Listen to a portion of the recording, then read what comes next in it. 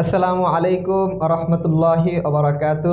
সম্মানিত প্রিয় শিক্ষার্থী, আলহামদুলিল্লাহ আমরা ইতিমধ্যে 3টি ক্লাস আরবি হরফ সম্পর্কে দেখেছি।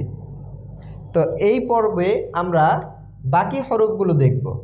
বাকি আমাদের যেই হরফগুলো আছে মিম, নুন, ওয়াও, এই হরফগুলো একটু খুব সুন্দরভাবে খেয়াল করব, কারণ ইতিমধ্যে আমাদের যেই ক্লাসগুলো হয়েছে প্রত্যেকটা হরফ কিন্তু মিলে মিলে ছিল।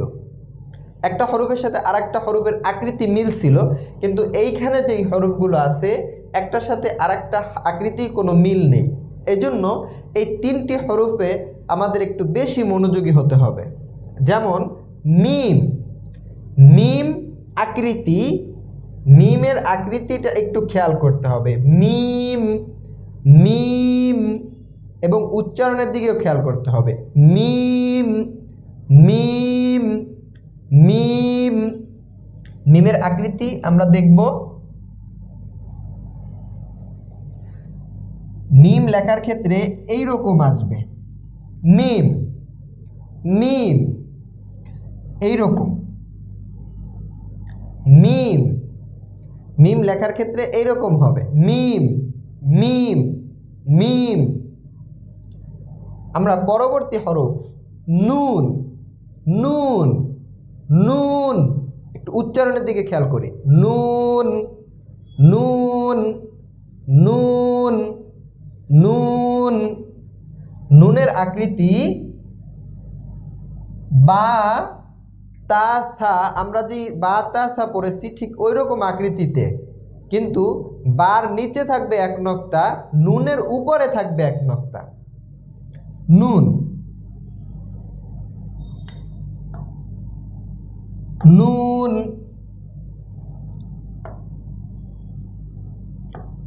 নুন, নুন। হাতে আপনার খাতা কলম থাকলে একসাথে আপনি পড়বেন এবং লিখবেন, তাহলে আপনার পড়া এবং লেখা দুইটাই হয়ে যাবে। নুন, নুনের উপরে এক নক্তা, নুনের উপরে এক নক্তা। নুন, উচ্চারণের দিকে খেয়াল করি। নুন, নুন, নুন।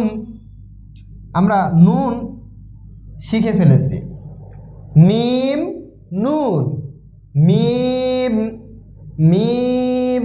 উচ্চারণের দিকে খেয়াল করি। মিম, মিম, নুন, নুন, মিম, নুন, মিম, নুন।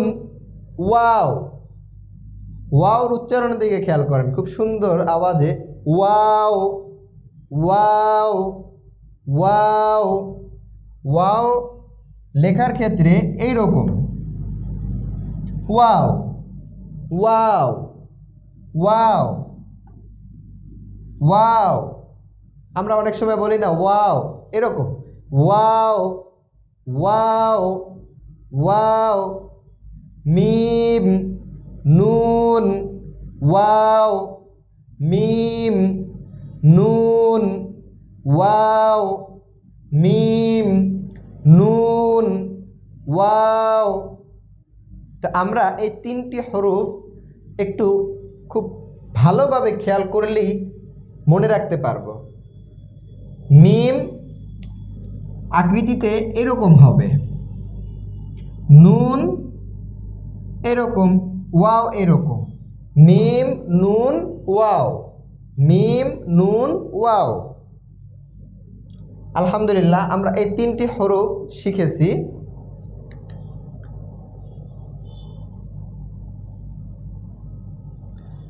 আমরা পরের 3টি হরফ দেখব। এই হরফগুলো আপনি একটু ভালো করে খেয়াল করবেন, কারণ এই 3টি হরফের আকৃতিও একই রকম না। যেমন আমরা অন্য হরফগুলোর আকৃতি একই রকম পেয়েছিলাম, কিন্তু এই হরফগুলোর আকৃতি একরকম না। এই জন্য এই হরফগুলো আপনাকে একটু বেশি খেয়াল করতে হবে। যেমন প্রথমে হা, আমরা একটা হা পড়েছিলাম, ওটা গলার ভিতর থেকে আসছে, হা, হা, কিন্তু এই হার উচ্চারণ একটু ভিন্ন। হা, হা, এটা একটু মোটা হবে। হা, গম্ভীর আওয়াজ। হা, হা। এখানে আপনি হা বললে হবে না, এই হাকে উচ্চারণ করতে হবে হা হা হা হা। এবং লেখার ক্ষেত্রে এই হার লেখা হবে এই রকম হা হা হা হা হা। একটু মোটা আওয়াজে পড়তে হবে হা হা হা হা। হামজা, আলিফ এবং হামজা কোরআন শরীফ পড়ার সময় এই দুইটার উচ্চারণ একই রকম আসে, আ উচ্চারণ আসে। হামজা হামজা হামজা লেখার ক্ষেত্রে এইরকম, হামজা লেখার ক্ষেত্রে এইরকম হামজা হামজা হামজা হামজা হামজা হামজা হামজা হামজা হা হামজা। দুইটার আওয়াজই একটু মোটা করে বলতে হবে, গাম্ভীর আওয়াজে, একটু মোটা আওয়াজে। হামজা হা হামজা হা হামজা হা। ইয়া ইয়া ইয়া ইয়া। আমরা ইয়ার লেখার আকৃতি ঠিক এই রকম ইয়া ইয়া ইয়া ইয়া ইয়া। পাতলাভাবে বলতে পারেন ইয়া ইয়া। আপনি যদি উচ্চারণগুলো দেখে ঠিক করে পড়তে পারেন তাহলে আপনাকে আর মাখরাজ মুখস্থ করতে হবে না, আপনি এই উচ্চারণ থেকেই কোরআন শরীফ শুদ্ধভাবে পড়তে পারবেন। তো আমরা একটু উচ্চারণগুলো খেয়াল করি এবং সাথে সাথে পড়ব। হা হা হা। আমরা অনেক সময় আলহামদু বলি, এটা ঠিক না, আলহামদু হবে। এই হা উচ্চারণ হবে না, আমাদের আগের যে হাটা পড়াইছি সেই হা উচ্চারণ হবে, যে হা গলার ভিতর থেকে চাপ দিয়ে আসবে হা। আর এই হা উচ্চারণের সময় মোটা হবে হা হা। হামজা হামজা ইয়া হা হামজা ইয়া হা হামজা ইয়া। তো আলহামদুলিল্লাহ আমরা এই 3টি হরফ শিখেছি। আমরা পরবর্তী 2টি হরফ দেখব। তা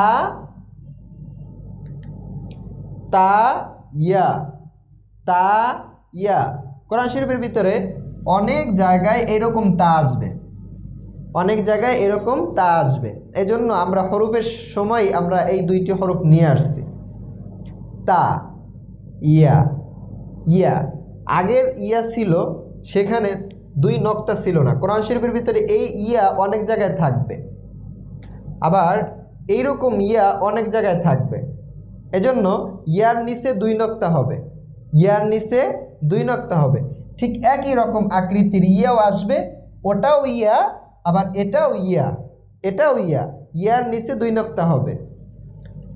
আমরা যদি একটু খেয়াল করি, আমরা এর আগে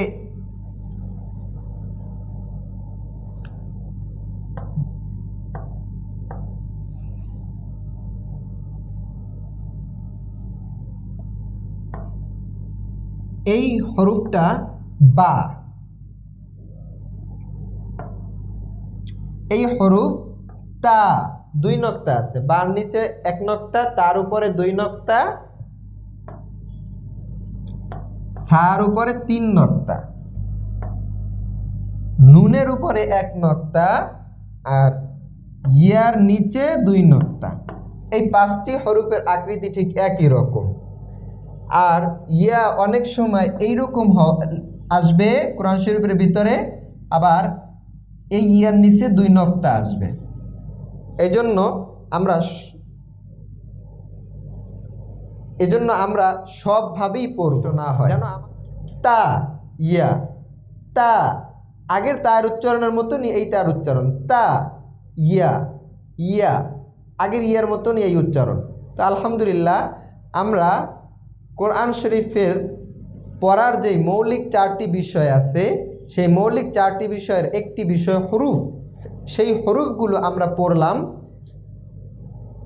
আমাদের হরুফগুলো পড়া শেষ হলো।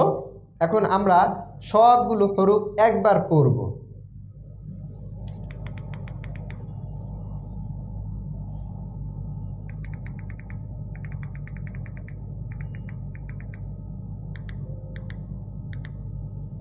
আলিফ, বা তা সা, জিম হা খ, দাল জাল র জা,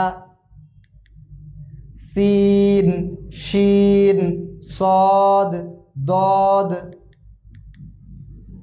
ত য আইন গইন, ফা কফ কাফ লাম, মিম নুন ওয়াও, হা হামজা ইয়া, তা ইয়া।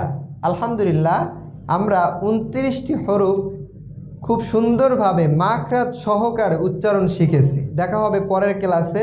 আসসালামু আলাইকুম ওয়া রাহমাতুল্লাহি ওয়া বারাকাতুহু।